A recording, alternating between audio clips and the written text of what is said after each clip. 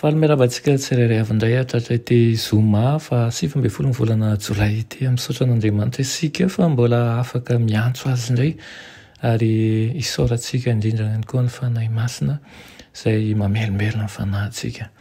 Alohan'ny derantsika ny amin'ny mofinainan'io dia hivavakantsika. Ry Andriamanitra tsara andraisan-danitra tolotra ianao ny dera ny laza ny asa sy ny voninahitra.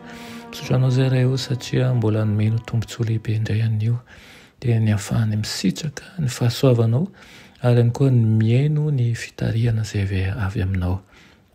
Tompo ankahirezo ny fonay, ataon'izao ihany koa ny sainay ahay hijery ianao ary ihany koa anaraka ny torohevitra avy aminao. Aminaran'i Jesosy, amen. Lohatenin'ny mofinainantsika androany dia manao izay rehetra eo ambony alitara. Nalaina amin'ny Lioka 7:22 manao hoe tsy misy olona mitana fangady tariana ary mierika ka miendrika ho ao amin'ny fanjakan'Andriamanitra.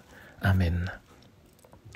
Tsy voatery voaantso toa ny Elisa avokoa isika ao amin'ny fanompoana na koa hoe tsy maintsy hivarotra ny fananantsika avokoa fa mangataka antsika Andriamanitra mba hametrahantsika ny fanompoana azy eo amin'ny toerana voalohany amin'ny fiainantsika. Mba tsy hisy andro na dia iray aza andalo ka tsy hanaovantsika an'izay hampandroso ny asany eto an-tany. Eken'Andriamanitra ny fanatitry ny tsirairay, ny fanoloran-tena amin'ny fiainana sy izay rehetra manodidina azy dia tena ilainy tokoa. Ireo izay manao an'izany fanoloran-tena izany dia aheno ary hankatoy ny antso avy any an-danitra. Tsy asa lehibe no nangatahany voalohany tamin'ny Elisa fa ireo adidy mahazatra andavanandro izay mandrafitra ny fiainany ihany. Lazaina ohatra hoe manondraka rano eo amin'ny tanànan'i Eli tompony ihany, vonona ny hanao an'izay rehetra lazainy tompo izy ary isaky ny indray mandingana dia mianatra ny leson'ny fanetretena sy fanompoana. Tsy milaza tsy akory izany fa tsy nisy fakapanahy ny fiainan'i Elisa rehefa niaraka tamin'ny Eli. Tena be ireo fisedrana fa isaky ny toe-javatra sarotra dia niankina tamin'Andriamanitra izy. Nalaim-panahody tany amin'ny tranony laozany izy saingy tsy nasiany vidiny izany. Raha nametraka ny tanany teo amin'ny saretiny izy dia ninita ao am-pony tsy hiverin-dalana ary tamin'ny alalan'ireo fitsapana sy fisedrana dia nipory ho fony fa natokony marina tokoa izy. Nanatitra n'ilay mpaminany Elisa. Voasedra indray mandeha indray ny finoany sy ny fanapahan-keviny. Tao Gilgala aloha, avy eo dia tao Betela sy Jeriko. Nasain'ny mpaminany niverina izy saingy tsy nanaiko rembiny foto-kevitra izay nandrebireby azy. Hoy manko ny voalaza manao hoe ary hoy Elia tamin'ny Elisa, angatao izay ataoko anao dieny mbola tsy misaraka aminao aho. Tsy haja amboninahy izao tontolo izao no nangatahany Elisa na toerana ambony ho an'ireo manan-kaja eto an-tany. Niniriny dia ny fahatrafen'ny fanahy omen'Andriamanitra maimaim-poana sy amin'ny kahalalana ho an'izay omem-boninahitra.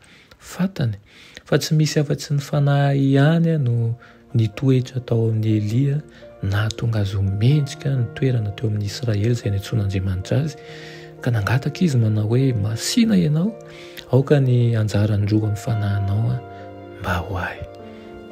Iriko ihany koa mba ho tahaka ny Elisa antsika tsy hiverin-dalana fa anana tanjona iray-loha dia ny fiarahana amin'ny Kristy ary indrindra ihany koa ny fangatahana izay ho ataontsika eo amin'Andriamanitra dia fangatahana mihoatra lavitra noho ny zavatra hita sy tsapa eto amin'ity tany ity. Amen. Dia Andriamanitra tsara andraisan-danitra mbola misaotra anao izahay eny amin'ny izany teninao izany. Misaotra ihany koa Tompo mampianatra anay zavatra tsara. Dia mangataka aminao izahay raha eo ny mba hijerenao ny tsirairay avy aminay. Ankahirezo izahay ka hanana toe-tsaina vonona amin'ny fanoloran-tena tokoa amin'ny fanarahana anao. Aminaran'i Jesosy, amen.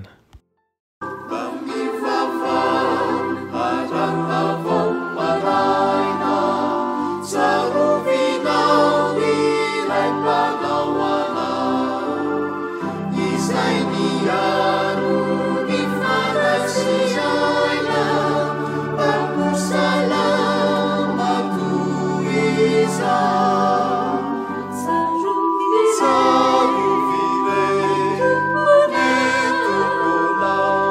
miaro